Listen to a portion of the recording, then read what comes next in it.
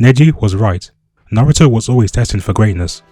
This is a take that a certain amount of people in the Naruto community have when they criticize the series. They say that Naruto being a child of destiny, or being the reincarnation of Ashura or Satsuki, and being the son of the fourth Hokage, means that Naruto was always destined to become strong, and that it goes against the core themes of the Naruto series. Well, I think that these criticisms are not valid when looking at the whole series, and I think that people who say this either don't know the overall core theme of Naruto, or maybe they haven't watched or read the series in a long time, and they get some facts wrong because of that. So this video is going to tackle all these big criticisms, and hopefully people who agreed with this take will at least understand what the Naruto series is truly about, and the truth about the prophecies that were laid out. So the first thing I want to tackle is the whole argument in that because Naruto is the son of the fourth Hokage, a member of the Uzumaki clan, and the reincarnation of Ashura, who was the son of the Sage of Six Paths, it means that Naruto was always blessed with a lot of power from birth, and that he was the chosen one.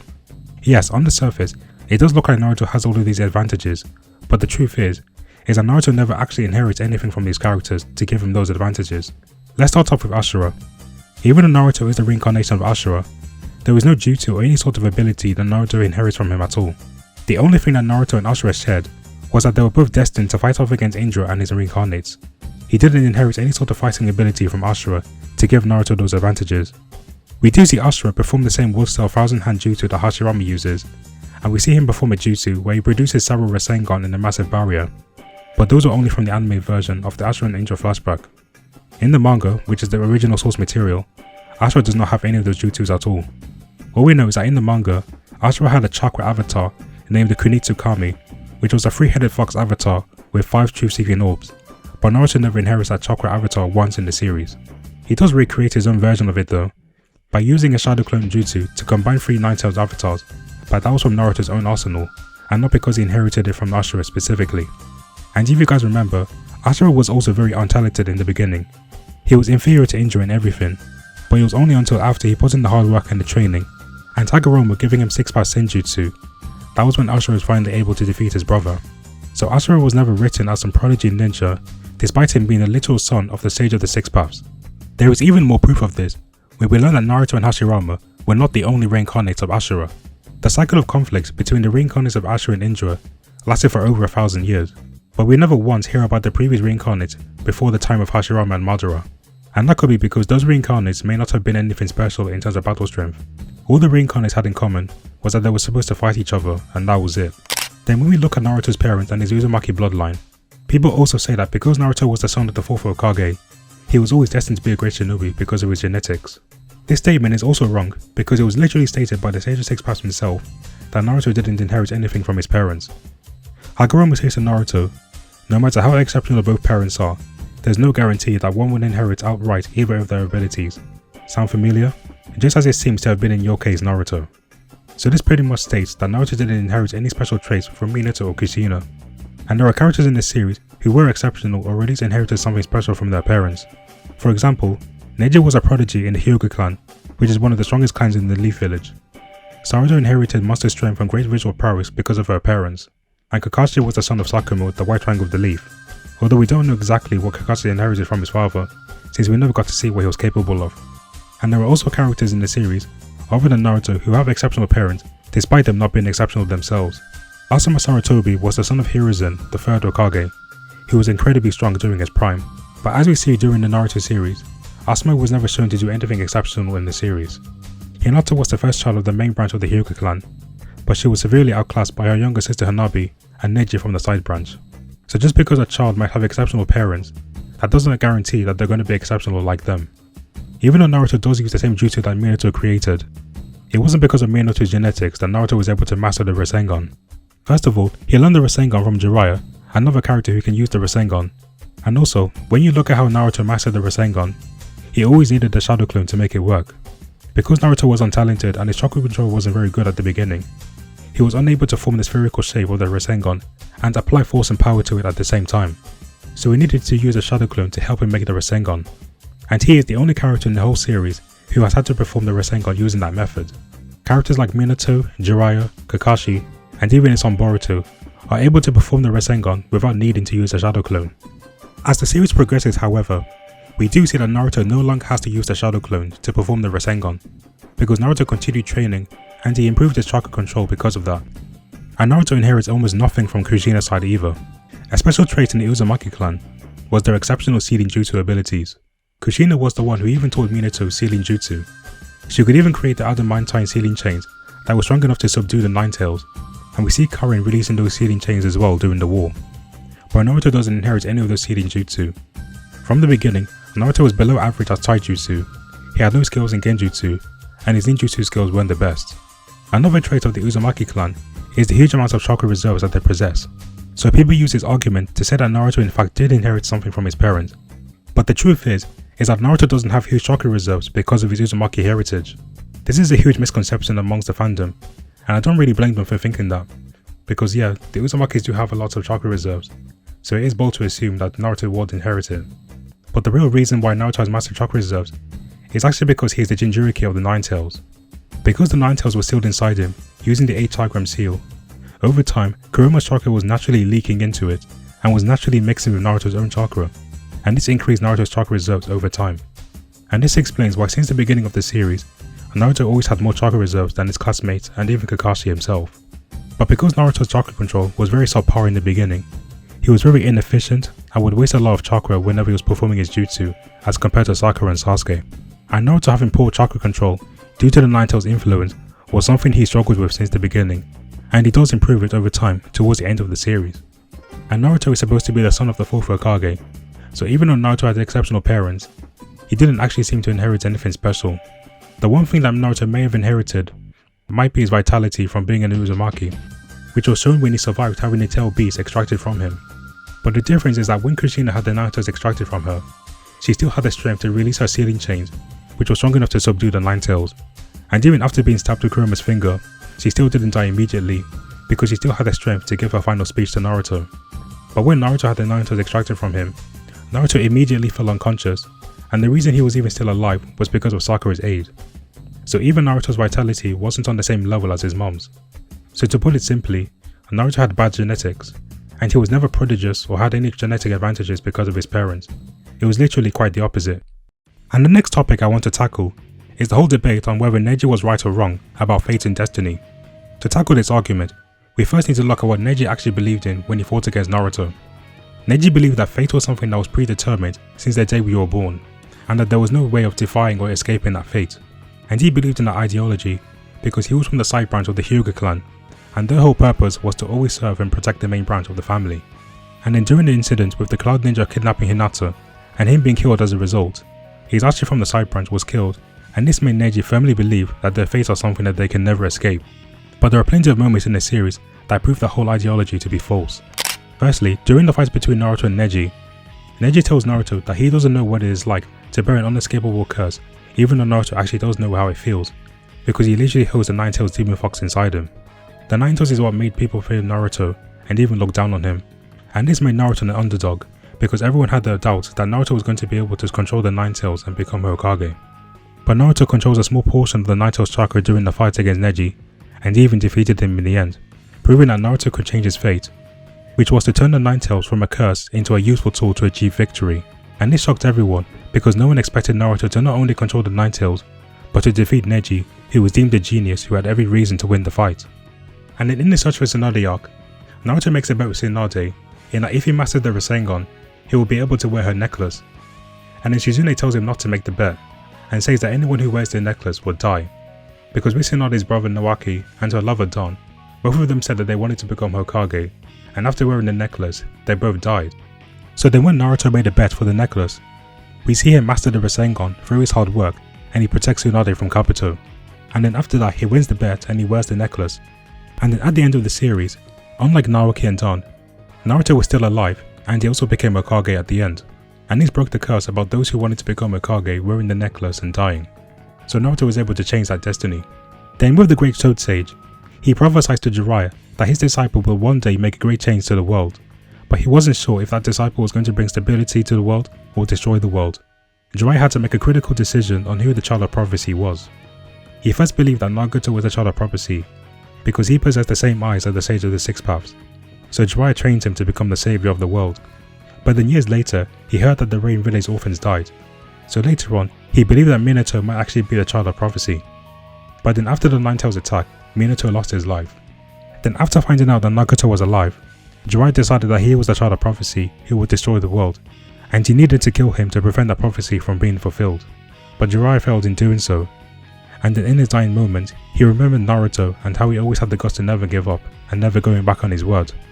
This inspired Jiraiya to not give up, so he gets up from sheer willpower and gives a clue on how to defeat pain in hope that Naruto would defeat pain and save the world. This whole prophecy was very ambiguous, and it wasn't fully set in stone, because Jiraiya had to be the one to choose of his own free will on who the child of prophecy should be. The Toad never said that Naruto was going to be the child of prophecy. He just said that Jiraiya has to himself make a decision, because no one knew what the future holds. And then when we go to the end of the pain arc, Nagato gives his life to revive all the Leaf Ninja he killed using the Rinne Rebirth. And then the Great Toad Sage says that he didn't expect there to be 2 children of prophecy instead of 1, because the original prophecy was only referring to 1 child. But because of Naruto's will to never giving up, refusing to kill Nagato, and using Jiraiya's book as a way to convince Nagato to entrust his hopes of peace onto him, the prophecy was changed. And the reason why it changed was because Jiraiya chose not to give up after remembering Naruto in his dying moments, and the book that Naruto had in his hand was the key to changing the world. So Naruto formed his own destiny by choosing to save the world, and even Nagato as well thought he was trying to save the world, which made them both the children of prophecy.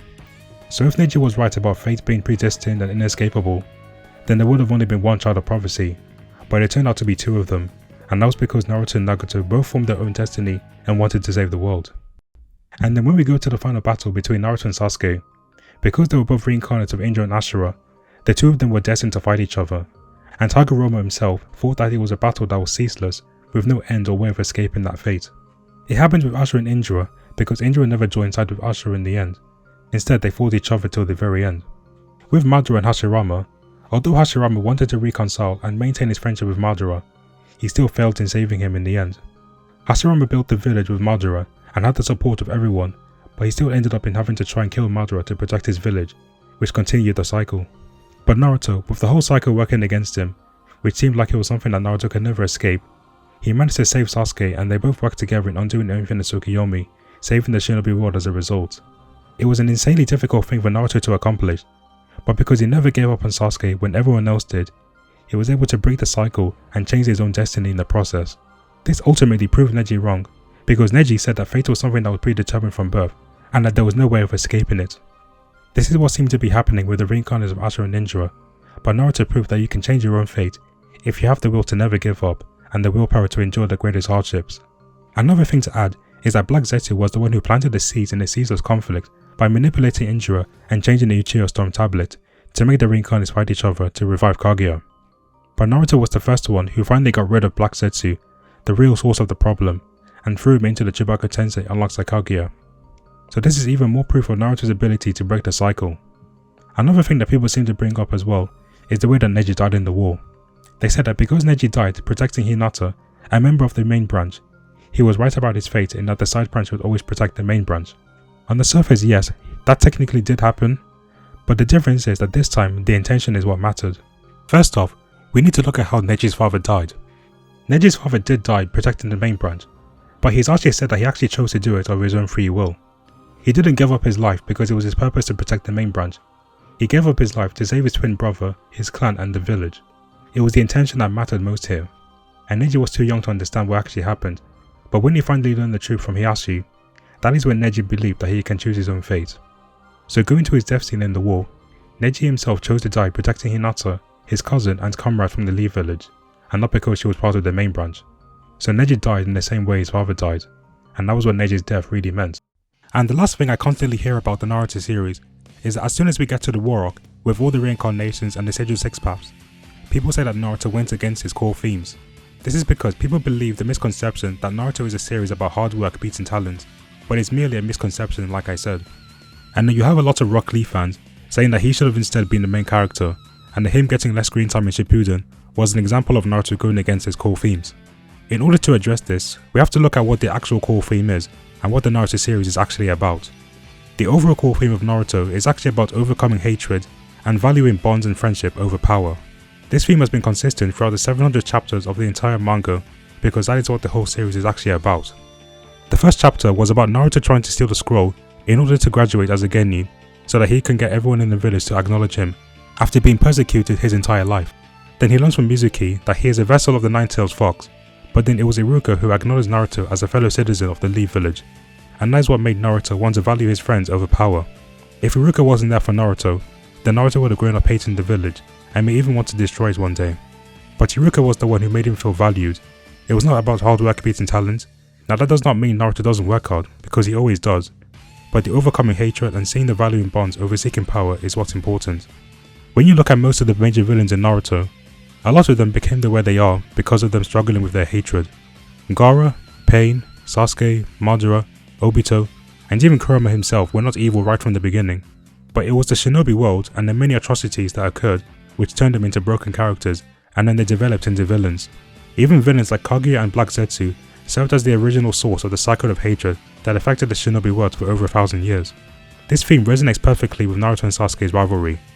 Naruto represents the theme of finding the value of bonds and friendship, and Sasuke represents the anti-theme, which is to value power over bonds and letting hatred dictate his actions.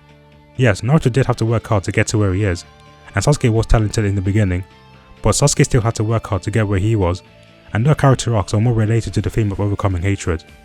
Because Sasuke literally started out as a character who swore revenge on Itachi, and his hatred only grew to the point where it got out of control as the series progressed. And that is also the reason for the Toku no Jutsu, because these villains are pretty much a foil to Naruto, and that Naruto could have actually become just like them if he didn't encounter the friends and mentors in his life. That is why whenever Naruto tried to rely on the Nine-Tailed chakra with hatred, he never achieved real victory. His fight against Haku didn't feel like a real victory. He lost to Kimimaro and Sasuke after relying on the Nine-Tails and giving in to hatred. He didn't defeat Deidara, nor did he defeat Orochimaru when he used the Nine-Tails, and he even hurt Sakura in the process. When he fought Kakuzu, even though he did take down Kakuzu with the Rasen Shuriken, it still didn't feel like a real victory, because Naruto broke his arm in the process. So narratively, it's shown that Naruto shouldn't rely on his hatred when going up against his opponents. Maybe if he tried talking to Kakuzu instead of trying to kill him right from the jump, the outcome could have been different. In the fight against Pain, when he was only fighting using Sage Mode, he was doing very well against the paths of Pain, and he did take down most of them. But then as soon as he relied on the Nine-Tails again, he was caught in the Chibaku Tensei, and he needed Minato to save him. Then after he stopped relying on the Nine-Tails, he took down the final Pain using his own strength. So whenever Naruto would use the Nine-Tails chakra in a fit of rage to gain power, he never achieved real victory, and it was something Naruto would regret doing because of this. But once he overcame his hatred and fully controlled the Nine-Tails chakra during the war, that is when he started to achieve real victory against his opponents. Rocket Lee is simply not the perfect main character for this type of story, because he cannot relate to characters that have dealt with hatred like what Naruto has. Rocket Lee's goal was to become a splendid ninja despite his limitations of not being able to use ninjutsu or genjutsu. This was only a small character arc that was relevant in the Chunin exams, because even though Lee did not beat Gaara in the Chunin exams, he still proved that he became a splendid ninja. Because my guy literally says to him that he has already become a splendid ninja despite his limitations. So Rocket Lee's character arc was already finished, which is probably why Kishimoto used him less in part 2, because Lee's character arc was already finished up. Rocket Lee didn't have some major grandiose goal like becoming Hokage, or trying to solve and break the cycle of hatred in the world like Naruto's. It was just to prove that he could become a great shinobi with only taijutsu, which he proved in the Gaara fight when he opened 5 gates. So I don't really get why people said that Lee's character was wasted, or that he never got the chance to show that he's become a splendid shinobi, when my guy literally says to him at the end of the Gaara fight that he's already become a splendid ninja. Am I the only one who did the reading? So the Naruto series has always actually remained consistent with its core themes, and Naruto was never destined for greatness, so that means Neji just wasn't right. Because if Neji was right, then the continuous battle between Indra and Ashura would have just kept on going, and Naruto wouldn't have been able to control the Nine-Tails chakra for good, and he wouldn't have been able to save Sasuke. So I hope this video has cleared some misconceptions you might have had about the series, like Naruto being genetically gifted because of his parents, or that Rocket Lee should have been the main character, even though Naruto is actually about overcoming hatred and not about hard work beating talent, and the whole thing about being destined for greatness, even though there are many points in this series that just prove that ideology to be false. And if you enjoyed this video, please leave a like, subscribe for more, and thank you so much for watching.